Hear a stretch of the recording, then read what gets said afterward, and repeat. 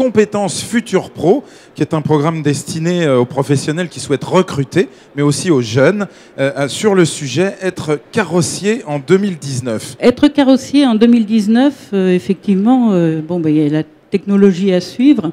Ça, je pense que les réparateurs le sont capables, ils l'ont toujours été.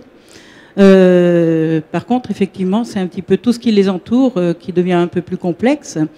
Et être carrossier en 2019, c'est être confronté à tout un tas de paramètres. Un tas de paramètres, par exemple, l'expertise qui change. Le mode d'expertise, la façon d'expertiser change, qui n'est peut-être pas favorable à la réparation, pas favorable non plus à la sécurité. Après, on a aussi le juridique, parce que comme vous dites qu'il faut être aussi très proche de nos entreprises dans le sens de la gestion, mais dans la gestion, il y a aussi du juridique, parce que maintenant, on rentre quand même dans une phase où il y a beaucoup de juridique, et il faut que le réparateur soit informé. 2019, si on est déjà carrossier, ça va. Le problème, c'est pas 2019, c'est 2020, 2021, 2025.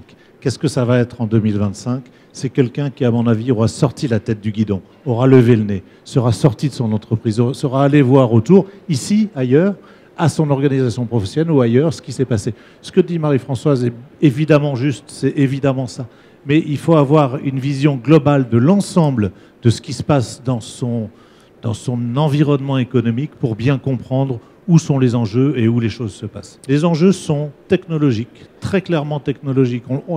J'ai fait le tour du salon, là, le salon, on parle que d'ADAS, on parle d'ADAS partout. On voit partout de l'ADAS. C'est demain, c'est une des réalités. Les enjeux sont commerciaux. Comment est-ce qu'aujourd'hui on commercialise? La conférence précédente était exactement là-dessus. Est-ce qu'on est prêt à aller là-dessus? Est-ce qu'on va chercher? Les enjeux sont environnementaux aujourd'hui. Demain, on a des enjeux qui sont terribles là-dessus.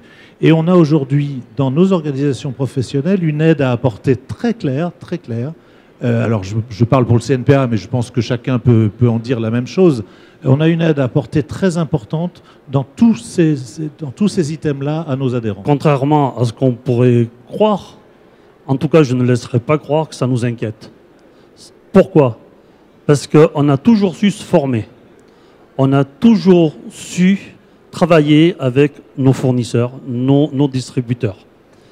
On a toujours su être accompagnés. Il faut qu'ils s'adaptent aussi aux nouvelles techniques et aux nouveaux produits qui existent sur le marché.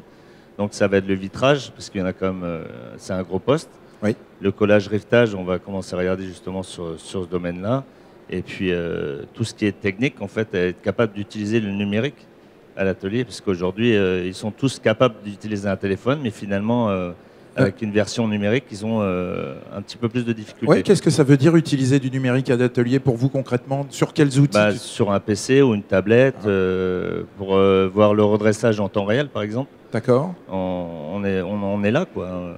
Il est vrai qu'il faut investir.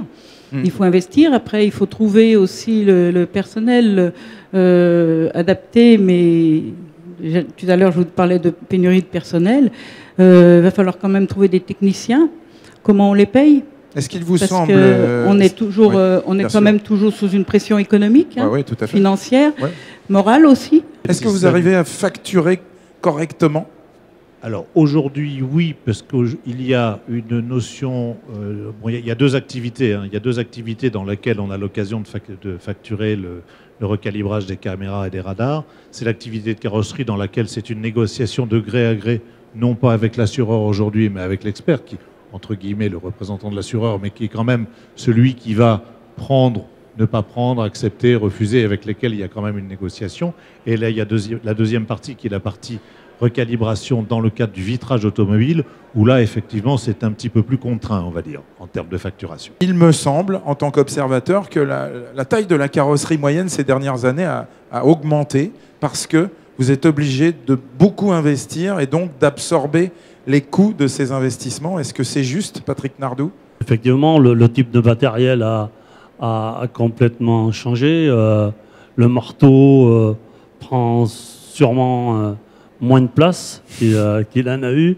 En tout cas, il est accompagné d'une tablette pour être plus précis, hein, si j'ai bien compris. Le type de matériel est informatisé, digitalisé. Donc effectivement, ça change l'environnement de l'atelier, ça change la typologie de nos personnels. Ce qui grossit, c'est plutôt le côté administratif aussi.